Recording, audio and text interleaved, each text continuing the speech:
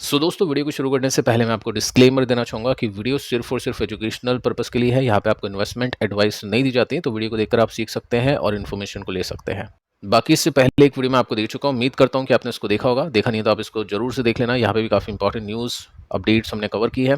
क्यों आज कुछ कंपनीज के स्टॉक्स क्रैश हुए, टेक्निकल एनालिसिस भी हमने यहाँ पे किया है और साथ में क्वार्टर 1 को लेकर भी कुछ बड़ी खबर है जो भी आप इस वीडियो में देख सकते हैं।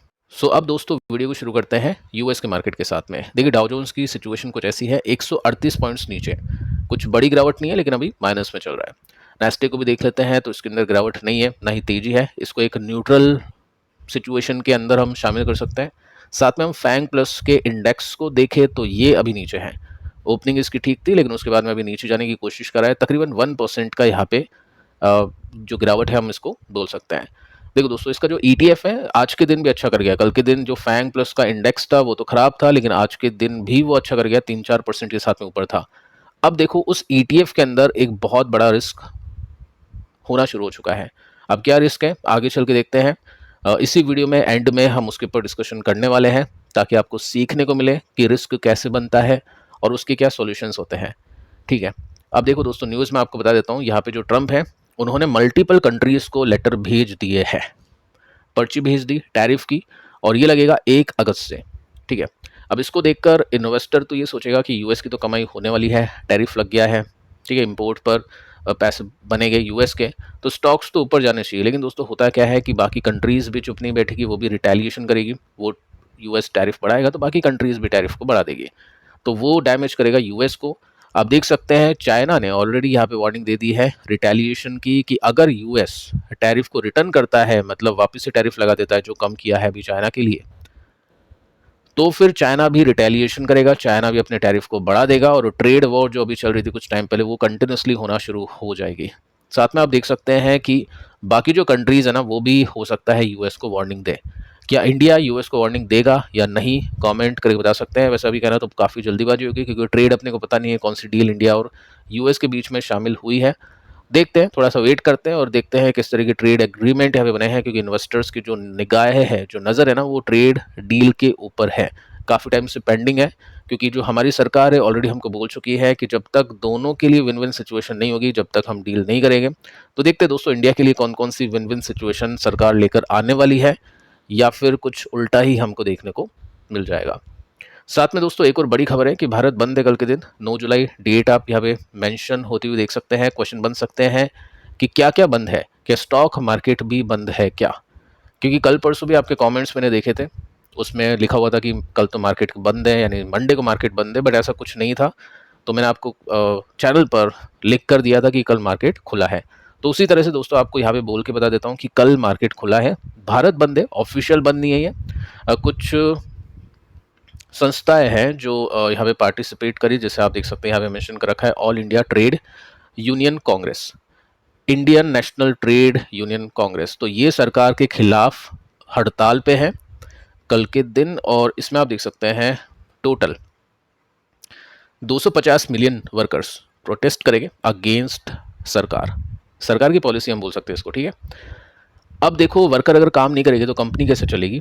ऑब्वियस है, तो कंपनीज के ऊपर डैमेज होगा। कौन कौन से सेक्टर्स के ऊपर डैमेज होगा इसका? एक दिन का बैंकिंग, इंश्योरेंस और पब्लिक ट्रांसपोर्ट। अब बैंकिंग इंश्योरेंस मेरे हिसाब से जो प्राइवेट कंपनीज है वो चलेगी, वैसे जैसे नॉर्मली चलती आई है। यहाँ पे सरकारी बैंक्स और सरकारी इंश्योरेंस कंपनी के अंदर प्रॉब्लम हो सकती है। सरकारी बैंक्स हो सकता है नॉर्मली काम नहीं करें, लंच की वजह से नहीं, यहाँ पे प्रोटेस्ट है उसकी वजह से।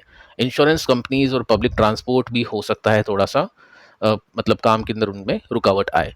ठीक है, तो ये सब चीज़ें हैं जो कल के दिन मार्केट के अंदर इम्पैक्ट ला सकती हैं। बाकी ये जो न्यूज़ है अभी तक मतलब काफ़ी क्वेश्चन आ सकते हैं कि ऑफिस ओपन हो गया, स्कूल कॉलेजेस ओपन है क्या? तो मेरे हिसाब से सब कुछ ओपन है, अभी तक कोई भी ऑफिशियल अनाउंसमेंट ऐसा देखने को बंद का नहीं मिला है। अब दोस्तों आते हैं कंपनीज़ के ऊपर, कुछ बड़ी खबरें हैं उसको चेक करते हैं। टेक्निकल रिसर्च की आवश्यकता होगी तो उसको भी करते हैं, और साथ में न्यूज़ फंडामेंटल्स भी चेक करते हैं। देखो, कुछ कंपनीज़ है जिनकी न्यूज़ ओपन मार्केट में आई थी, वो भी मैं आपको बताऊंगा टाइम के साथ में, और काफ़ी सारी कंपनीज है जिनकी न्यूज़ मार्केट के बंद होने के बाद में है, जिसका इम्पैक्ट कल के दिन स्टॉक के प्राइस में देखने को मिलेगा। अब देखो, यहाँ पे IEX है, 10 बजे के आसपास की न्यूज़ है, कुछ इम्पैक्ट हुआ नहीं जबकि न्यूज़ अच्छी है। तो इम्पैक्ट इसलिए नहीं हुआ है क्योंकि न्यूज़ कंपनी ने ही दे दी है, कंपनी ने ही एक्सपेक्टेशन अपनी बता दी है, तो कंपनी की नहीं चलेगी, यहाँ पे रेगुलेशन है, कंट्रोलर है इसके ऊपर, उसकी चलेगी। तो देखो दोस्तों, बात यह है कि कंपनी एक्सपेक्ट कर रही है कि और भी ज़्यादा डिले होगा मार्केट कपलिंग में। अब मार्केट कपलिंग में आपको बता चुका हूँ, मार्केट कपलिंग की वजह से इनकी जो मोनोपोली है वो चली जाएगी। अब उसमें डिले होगा तो कंपनी कुछ और टाइम तक पैसे बना लेगी, लेकिन जैसे मार्केट कपलिंग होगी तो फिर इस कंपनी के पास में ज़्यादा कुछ खास मोनोपोली बचेगी नहीं और पैसे वैसे कम आएगी कंपनी के पास में, प्रॉफिट कम होगा कंपनी का, ग्रोथ कम हो जाएगी कंपनी की। ठीक है, तो ये इन्वेस्टर को नहीं आई पसंद न्यूज़, क्योंकि कंपनी ने बोला है ये, और डिले की बात की है, इसको बंद मतलब ऐसा नहीं होगा, ऐसा कुछ नहीं बोला है। तो एक टाइम था जब मोनोपोली थी, बहुत अच्छा चल रहा था स्टॉक, लेकिन जैसे ही मोनोपोली गई, ब्रेकडाउन्स हुए हैं, उसके बाद में स्टॉक नहीं चल पाया, तो ग्रोथ अब इसकी बहुत ज़्यादा स्लो हो चुकी है। और आगे भी मुझे लग रहा है इसकी मोनोपोली शायद नहीं आए, क्योंकि रेगुलेशन के ऊपर डिपेंड करता है, कंपनी के हाथ में कुछ है नहीं, तो इसी वजह से जो कंपनी का स्टॉक है वो काफ़ी स्लो हो चुका है। सेकंड जो कंपनी है इसका नाम है बजाज फाइनेंस। देखो दोस्तों, न्यूज़ ये है कि कंपनी 1.5 लाख डिबेंचर देकर पैसे उठाने वाली है, एनसीडीज को देकर। ठीक है, तो इसको हम आसान भाषा में समझें तो कुछ ऐसा है कि कंपनी कितने पैसे उठाएगी, 1500 करोड़। अब ये पैसे ऑब्वियसली कंपनी अपने बिजनेस के लिए उठाएगी, तो गुड न्यूज़ हम इसको बोल सकते हैं। अब देखो, स्टॉक का प्राइस तो डिसेंटली चल रहा है, पिछले 5 साल में 180% के गेन से ये बहुत मेजर सपोर्ट बने हुए थे, जहाँ पे काफ़ी ब्रोकर्स ने प्ले किया था, CLSA ने कहा था इसको बेच दो नीचे, ऊपर कह रहा था खरीद लो, तो ये सब चीज़ें चलती रहती है मार्केट के अंदर। जो भी इन्वेस्टर अपनी रिसर्च के हिसाब से करते हैं इन्वेस्टिंग, उनको बेनिफिट मिलता है। बिजनेस अपडेट हमने देख ली, नॉर्मल थी अपडेट, ओके हमने देखा अपडेट, उसके बाद में मार्केट ने कुछ रिएक्शन दिया नहीं स्टॉक के प्राइस को, ना ही नीचे ना ही ऊपर, तो अपडेट बिजनेस की नॉर्मल थी, वही 20-25% की ग्रोथ थी। देखते हैं प्रॉफिट के अंदर क्या सा कुछ देखने को मिलता है इस रिजल्ट के अंदर। अब इसके रिजल्ट कब है, पिछले वीडियो के अंदर हमने दोस्तों बातचीत की है, सभी जो मेन कंपनीज है उनके रिजल्ट कब आने वाले हैं इसी महीने में, वो हम डिस्कस कर चुके हैं, तो पिछले वीडियो को भी आप देख लेना। अगली जो न्यूज़ है आईटीसी को लेकर है कि आईटीसी अपनी ग्रोथ को बूस्ट करेगी स्केल अप करने के द्वारा। कैसे करेगी, वैल्यू एडेड एग्री प्रोडक्ट्स जिसको हम बोल सकते हैं, यानी एग्रीकल्चर, कृषि, खेती बाड़ी के जो प्रोडक्ट्स हो गए उसको पोर्टफोलियो में बढ़ा के स्केल अप करके। ठीक है, सो ये जो न्यूज़ है कुछ आपको आसान भाषा में इस स्क्रीन पे देखने को मिल जाएगी, जिसके अंदर क्या होगा, 20% तक कंपनी का ओवरऑल रेवेन्यू इसके ऊपर टिका होगा, यानी 25% कमाई, 75% कमाई आपको बताइए कहाँ कहाँ से आती है, सिगरेट है, इसके प्रोडक्ट्स से, बाकी स्टेशनरी, FMCG ये सब प्रोडक्ट्स हैं, लेकिन 25% इसकी जो कमाई होगी एग्रीकल्चर प्रोडक्ट्स से होगी। ठीक है, अब ये न्यूज़ आई थी ओपन मार्केट में, कुछ खास रिएक्शन यहाँ पे देखने को नहीं मिला। कंपनी का स्टॉक अभी एक सपोर्ट ले रहा है जो कि है 400 रुपीज़ का, काफ़ी स्लो स्टॉक है, बहुत ही स्लो पैसा बनता है, इससे ज़्यादा अच्छा पैसा निफ्टी में बन जाता है, लेकिन जो भी डिविडेंड इन्वेस्टर हैं उनके लिए कंपनी ठीक है, बाकी ग्रोथ इन्वेस्टर के लिए तो आपको पता ही है ग्रोथ इसमें कैसी है।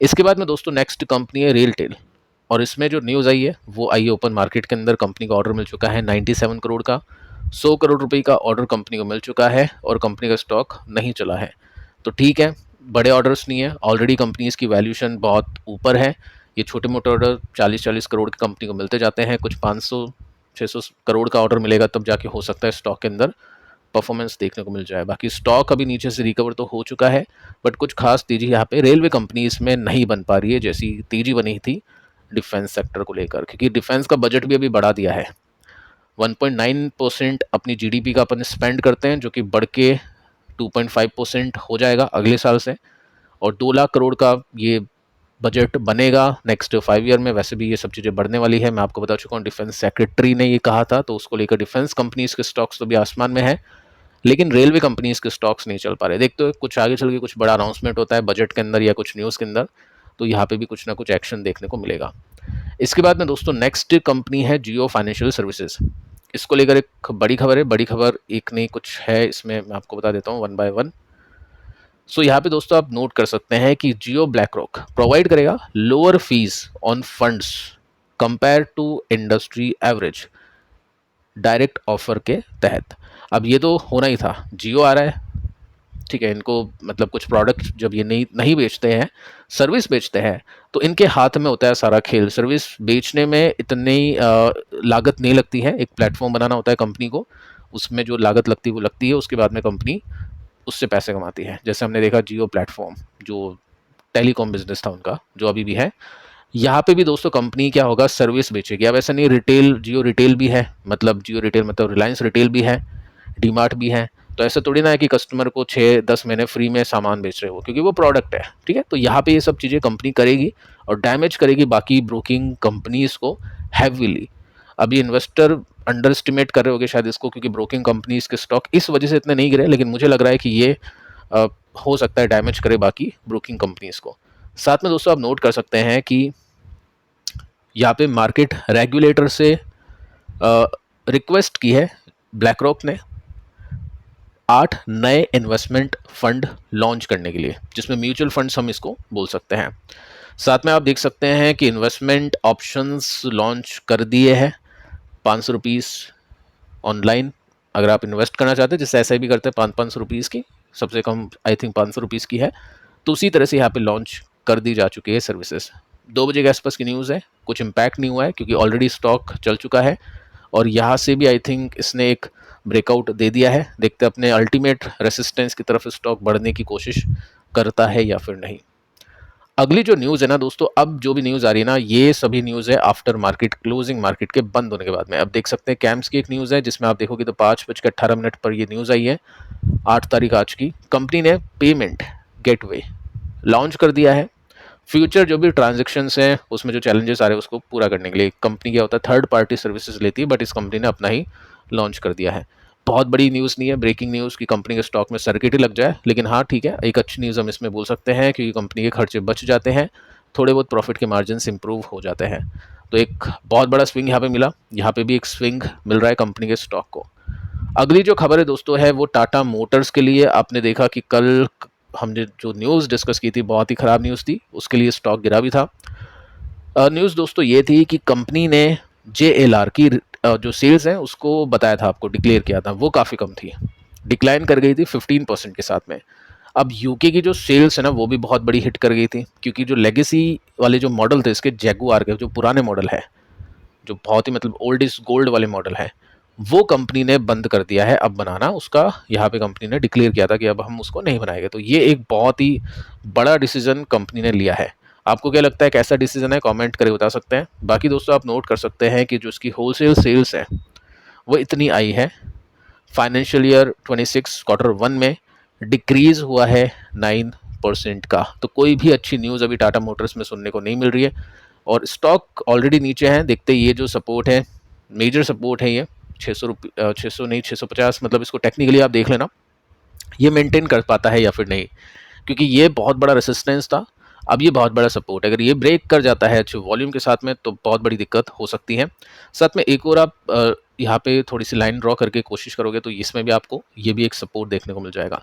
तो एक बहुत ही इंपॉर्टेंट लेवल पर अभी टाटा मोटर्स का स्टॉक काम कर रहा है। देखते हैं जो भी होगा, बड़ा खेल होगा वो Q1 के रिजल्ट में ही होगा, क्योंकि प्रॉफिट बहुत ज़रूरी है, कॉमेंट्री ज़रूरी है। ये सेल्स के फिगर्स तो आते जाते रहते हैं, लेकिन इसमें क्या है, प्रॉफिट के मार्जिन कैसे आने हैं वो देखना जरूरी है, क्योंकि हर महीने सेल्स का डेटा तो आता रहता है। नेक्स्ट जो कंपनी दोस्तों, इसका नाम है HCL टेक। न्यूज़ आई है शाम को 7:30 बजे के आसपास। कंपनी ने पार्टनरशिप की है वर्क डे के साथ में, AI ड्रिवन सॉल्यूशन प्रोवाइड करने के लिए, HR मैनेजमेंट, ठीक है। वर्क फोर्स एक कंपनी है जो वर्क फोर्स जैसे आपको पता ही है उसको मैनेज करती है, ठीक है। अब वर्क डे मतलब उस कंपनी का नाम है। अब देखो यहाँ पे क्या है, पिछले 5 साल में 200% के रिटर्न्स मिले हैं। करेक्शन होता है स्टॉक ऊपर, करेक्शन स्टॉक ऊपर, और यहाँ पे भी ऊपर जाने की कोशिश करा है। HCL टेक को इन्वेस्टर हमेशा कंपेयर करने की कोशिश करता है बड़ी कंपनीज के कंपैरिजन में, क्योंकि देखो यहाँ पे मार्केट कैप तो इनमें ज़्यादा डिफरेंस नहीं है। देश की सबसे बड़ी कंपनी, दुनिया की दूसरी सबसे बड़ी कंपनी है TCS, उसके बाद में इन्फोसिस है, उसके बाद में HCL टेक है, फिर विप्रो है। तो ये जो कंपनीज है ना, ये हाई डिविडेंड पेयर कंपनीज होती है, ये डिविडेंड बहुत अच्छा पे करती हैं। जैसे आपने देखा ITC डिविडेंड अच्छा देता है, तो ये भी अच्छा डिविडेंड आपको देती है, प्लस ग्रोथ भी अच्छी मिल जाती है। अब क्या है, डिविडेंड तो आपको मिलेगा, साथ में ग्रोथ भी जिसमें मिल जाए उसमें इन्वेस्टर ज़्यादा फोकस करता है। अब देखो यहाँ पे रिटर्न्स कैसे हैं, 10 साल के CAGR स्टॉक के देखते हैं अपन पहले। तो यहाँ पे आप देखोगे तो 10 साल के 10% CAGR है TCS के, 13% यहाँ पे है, 14% यहाँ पे है, और ये 10% यहाँ पे है, ठीक है। तो इसमें अब ये कम ज़्यादा होते रहेंगे आगे चल के। अभी गिरावट है, अंडर परफॉर्मेंस है, तो ये 13-14 का CAGR 18-20 का भी हो जाएगा। लेकिन अभी तक जितना भी आपने डेटा देखा चारों कंपनीज का, सबसे ज़्यादा दिए हैं HCL टेक ने 10 साल में रिटर्न्स। 5 साल की बात करें तो 5 साल में 23% के CAGR के साथ में HCL टेक सबसे आगे, ठीक है। उसके बाद में 3 साल की बात करें तो 20% के रिटर्न्स के साथ में सबसे आगे। 1 साल की बात करें तो हर कंपनीज, मतलब ये जितनी भी कंपनीज आप देख पा रहे हैं, चारों कंपनीज नीचे हैं, स्टिल स्टॉक 11% के साथ में तेज है। ऐसा क्यों हो गया? मतलब जब से चैनल शुरू किया है कंपैरिजन हम ये वाला करते हैं, क्योंकि इसमें काफ़ी लोग समझते हैं TCS, इन्फोसिस, विप्रो, लेकिन HCL टेक को भूल जाते हैं। तो उसके पीछे का रीज़न है कि 10 साल में अगर आप कंपनी का मुनाफा देखोगे ना, तो यहाँ पे आपको कंपनी का मुनाफा देखने को मिलेगा जिसमें HCL टेक का डबल डिजिट में है। 11% के CAGR है कंपनी के प्रॉफिट के, जबकि बाकी कंपनीज के उसके नीचे है। सबसे घटिया, मतलब सबसे सॉरी, जो कम रिटर्न है वो है विप्रो के 4% के CAGR ओनली 10 साल के अंदर, ठीक है। तो इस वजह से रिटर्न्स भी काफ़ी कम आए हैं। अब देखो, इन्फोसिस के 7 हैं, इसके 10 हैं, लेकिन रिटर्न्स एक समान है 10 साल के। तो ज़्यादा कौन सा चलना चाहिए? HCL टेक, ठीक है। डेटा के हिसाब से ऐसा नहीं कह रहा हूँ कि ये ज़्यादा चलेगा तो आपको लेना है, बेचना है, मतलब इस तरह की कंपैरिजन्स आपको अपनी स्टडी में शामिल करने चाहिए, जिससे थोड़ा सा और आपको कन्विक्शन मिले आपकी जो भी कंपनी हो उसको होल्ड करने के लिए। इसके बाद में दोस्तों अगली कंपनी है डिक्सन टेक। कंपनी ने JV किया है सिग्निफाई इनोवेशन के साथ में, और लाइटिंग जो प्रोडक्ट्स होते हैं, जैसे सिग्निफाई का आपको बताइए, फिलिप्स, ठीक है, तो इसके साथ में इसने टाइप किया है। शाम को 7:30 बजे के आसपास की न्यूज़ है। अब देखो, हम PGEL को देखें, ठीक है, उसको इसके साथ में कंपेयर करें तो वो थोड़ा सा वीक देखने को मिलता है चार्ट के बेसिस में। रीज़न है Q4 में मैनेजमेंट की गाइडेंस फाइनेंशियल ईयर 26 के लिए काफ़ी वीक थी। मैनेजमेंट ने बोला था हम बढ़ा देंगे अगर हमको ऐसा लगेगा तो, लेकिन अभी तक बढ़ाया नहीं है, वो एक रीज़न है। और यहाँ पे डील इसके पास में काफ़ी ज़्यादा आती जा रही है। तो स्टॉक डाउन ट्रेंड में तो है, ऊपर से नीचे है, लेकिन इसने जो अभी अपना जो बॉटम है, स्टॉक का जो बॉटम ऊपर शिफ्ट किया है, वो इसमें एक स्ट्रेंथ बता रहा है। तो अब इन्वेस्टर क्या देखेगा? वो टेक्निकली देखने की कोशिश करेगा कंपनी के स्टॉक को इस तरह से कि चलो सपोर्ट है, डबल बॉटम इसने नहीं लिया, वेल एंड गुड, अच्छी बात है, स्ट्रेंथ इसमें दिख रही है। तो रेसिस्टेंस, अब इस लाइन को वो देखेगा, इस तरह से वो लाइन ड्रॉ करेगा। अगर ये लाइन यहाँ पे स्टॉक में प्रॉफिट बुकिंग आती है तो देखते हैं नीचे की तरफ, अगर ये ब्रेकआउट आता है तो फिर स्टॉक ऊपर की तरफ जाने के लिए रेडी होगा, ठीक है। तो इस तरह से इन्वेस्टर ट्रेडर पैटर्न बनाने की कोशिश करते हुए देखने को मिल जाएगी। एग्जाम्पल जैसे अगर हम इसमें देखें तो यहाँ पे भी काइंड ऑफ इस तरह का पैटर्न बना था। ये प्रीवियस पैटर्न्स भी आप चेक कर सकते हैं अपनी ब्रोकिंग एप्लीकेशन में, या जो भी आप जहाँ पे भी टेक्निकल एनालिसिस करते हैं वहाँ पर। अब देखिए दोस्तों, फैंग के ETF को देखते हैं, बहुत ही इंटरेस्टिंगली यहाँ पे कारोबार चल रहा है। इसका इंडेक्स, जो इसका मेन इंडेक्स है, वो तो गिर रहा है, लेकिन स्टॉक जो ETF हम बोल सकते हैं, जो फंड हम बोल सकते हैं, वो बढ़ रहा है। मतलब कल हमने देखा था, आई थिंक 1% के साथ में गिरावट थी, और ये 4% के साथ में ऊपर चला गया। उससे पहले भी हमने यही देखा। तो मतलब इन्वेस्टर को तो चलो ठीक है, मज़ा आ रहे हैं, पैसे वैसे बन रहे हैं, लेकिन ये थोड़ा सा रिस्की भी होते जा रहा है। सेबी देखते हैं कि चल के किस तरह के एक्शंस यहाँ पे लेता है।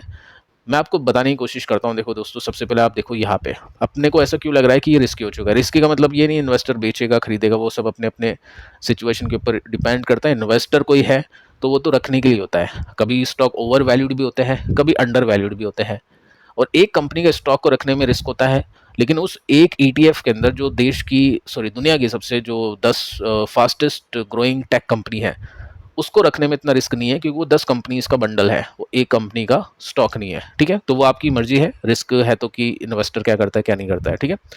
बाकी वैसे इन्वेस्टर होल्ड ही करेगा।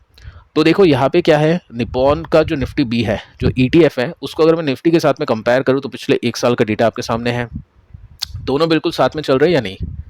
दोनों बिल्कुल साथ में चल रहे हैं। थोड़ा सा ETF ने ज़्यादा रिटर्न दिया, वो देखता ही है ETF थोड़े से ज़्यादा रिटर्न, तो ठीक है, चलो ठीक है, यहाँ पे साथ साथ है, कोऑर्डिनेशन अच्छा है। अब इंटरनेशनल मार्केट को भी देख लेते हैं। यहाँ पे मोतीलाल ओसवाल का नेस्टेक 100 का ETF है, और ये नेस्टेक 100 है। दोनों साथ साथ है या नहीं है? बीच में देखो गैप आ जाता है, लेकिन वापस से गिरावट बड़ी होके ये गैप फिल हो गया, और रिटर्न में ज़्यादा गैप नहीं है, 11% है और ये 14% है। लेकिन दोस्तों फैंग में क्या चल रहा है? फैंग के अंदर आप देखोगे ना, जमीन आसमान का डिफरेंस यहाँ पे चल रहा है, बहुत भयंकर तरीके से बढ़ रहा है ये फैंग इंडेक्स के कंपैरिजन में। और इसमें देखोगे तो डबल से भी ज़्यादा का डिफरेंस हो चुका है। 22% फैंग ने दिए, इसने 44 नहीं बल्कि 57% के रिटर्न्स दिए हैं।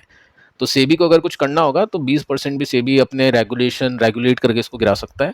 तो अब इन्वेस्टर को थोड़ा सा ये सोचना है कि बहुत ऊपर जा चुका है, तो वो फियर वाली सिचुएशन का वेट करते हैं। ये ग्रीड है अभी इसके अंदर, तो वो फियरफुल बनते हैं। फियरफुल बनने का मतलब ये नहीं बेच देना, बस अपनी एक्सपेक्टेशंस भी कोई लोग कम कर सकते हैं, कोई प्रॉफिट होगा बेच भी सकता है, अपनी अपनी इच्छाएं होती है। ठीक है, तो यहाँ पे काफ़ी रिस्क हो चुका है इन्वेस्टर के लिए। देखते हैं दोस्तों आगे चल के किस तरह के पैटर्न इसमें बन के दिखाया गया, स्टॉक मतलब ETF जो भी है उसके हिसाब से। सो अगेन दोस्तों 20 मिनट का वीडियो बन गया, टाइम का पता नहीं चला। कवर किए काफ़ी सारी इन्फॉर्मेशन, तो 20 मिनट तो लगने ही है। और यहाँ पे भी 22 मिनट का वीडियो बना है। उम्मीद करता हूँ आप दोनों वीडियोस को देख लोगे पेशेंस के साथ में। अगर आप चाहो तो इसकी स्पीड बढ़ा सकते हैं, यूट्यूब में ऑप्शन आता है 1.5x 2x करके, तो वैसे करके भी आप देख सकते हैं। तो फिलहाल दोस्तों इस वीडियो में इतना ही। मिलते हैं कल किसी और वीडियो में किसी और इन्फॉर्मेशन के साथ। तब तक के लिए शुभ रात्रि।